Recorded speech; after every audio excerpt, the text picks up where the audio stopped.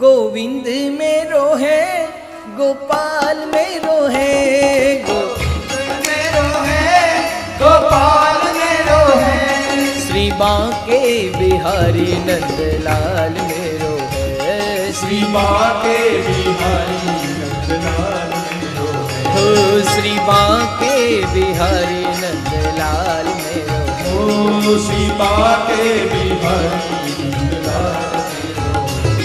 गोविंद मेरो है गोपाल मेरो है, गोविंद मेरो है गोपाल मेरो है, श्री बांके बिहारी नंदलाल मेरो है, ओ श्री बांके बिहारी नंदलाल मेरो है, ओ श्री बांके बिहारी नंदलाल मेरो है, ओ श्री बांके बिहारी नंदलाल मेरो है।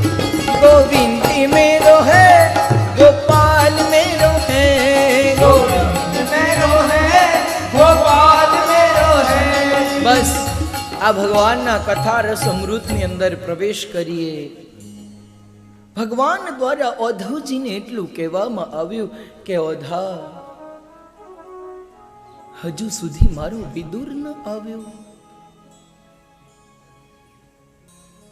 હજુ સુધી મારો વિદુર ન આવ્યો। औधा मारा विदुर जो कदाच तने मले ने तो औधा एने एटलुं कहेजे के मैत्री ऋषिना आंगणे जाय अने मारी कथा रसपान श्रवण करे। आम आपणे कदाच भक्तो गमे त्यां होईए ने, आपणे गमे त्यां होईए ने, परंतु परमात्मा जो आपने याद करे ने तो एटलू समझवानुं कि आपणे करेलू भगवाननुं स्मरण छे ने ए सत्य छे।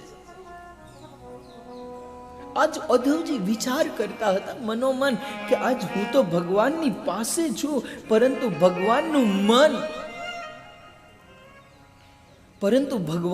मन आज विदुરના स्मृतिनी अंदर छवाયેલું છે,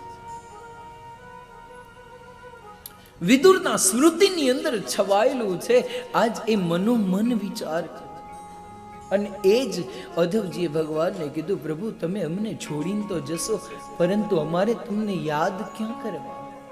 અને ત્યારે ભગવાને કીધું કે ભાગવત રૂપી સ્થાન એ મારું વાંગમય સ્વરૂપ છે, જ્યાં ભાગવત ભગવાન, જ્યાં ભાગવતમનો આશ્રય હશે ત્યાં મારો વાસ જરૂર છે અને એટલા માટે જ કહેવામાં આવે છે કે ભગવાનની વ્યાસપીઠ જે બિરાજમાન હોય ને ભાગવત ભગવાન, એની નિત્ય પરિક્રમા કરવાની કહે છે।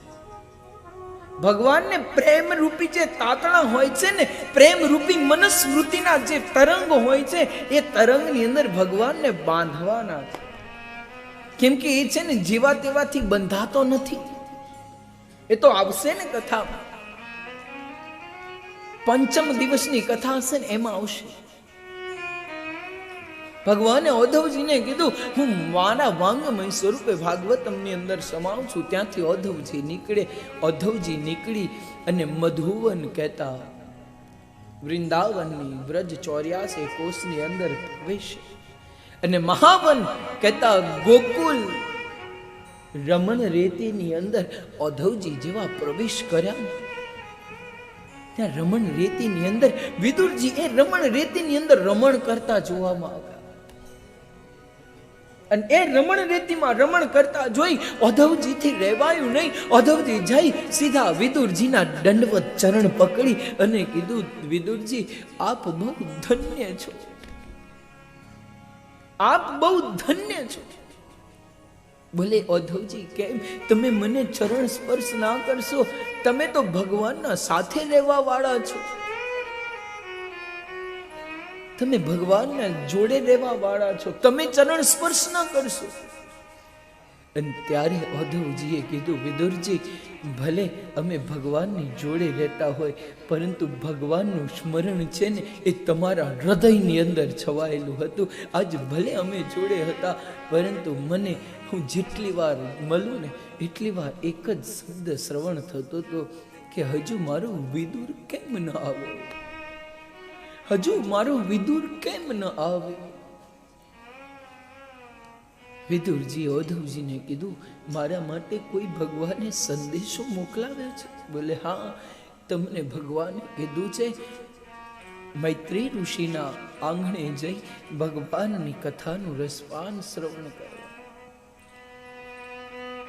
આ બાજુ સુખદેવજી દ્વારા પરીક્ષિતજીને કથા શ્રવણ થાય, બીજી બાજુ મૈત્રી મુનિના આંગણે વિદુરજી જાય, વિદુરજી મૈત્રી મુનિનું મિલન થાય અને મૈત્રી મુનિ વિદુરજીને કથા શ્રવણ કરાવે.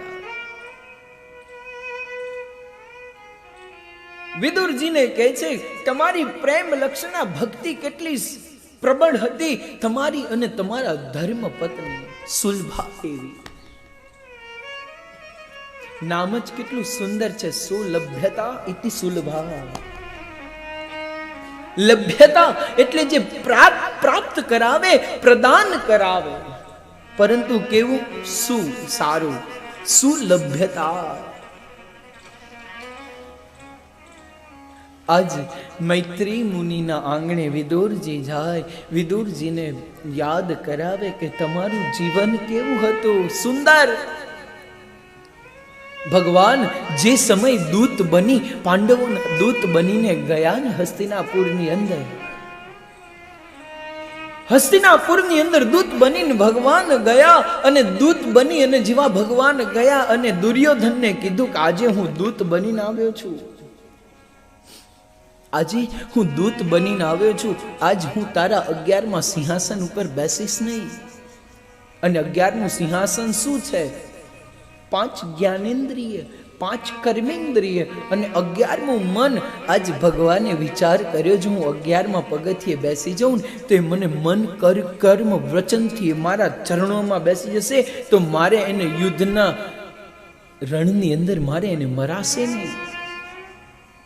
જો રાષ્ટ્ર નીતિ શીખવી હોય ને તો ભગવાન કૃષ્ણ પ્રણેતા છે, ધર્મ નીતિ જો શીખવી હોય ને તો પણ એ પ્રણેતા છે, પરંતુ જો આ ધર્મ નીતિ અને રાષ્ટ્ર નીતિમાંથી જો જીવતા શીખવું હોય ને તો ત્રીજો ઉપહાર લેવો પડશે વિદુર નીતિનો. ધર્મ અને અધર્મની વચ્ચેનું જો જીવન જીવતા શીખવાડતા હોય ને તો એ વિદુરની નીતિ છે, અને રાષ્ટ્ર ધર્મ શીખવાડતા હોય તો એ ચાણક્ય નીતિ છે.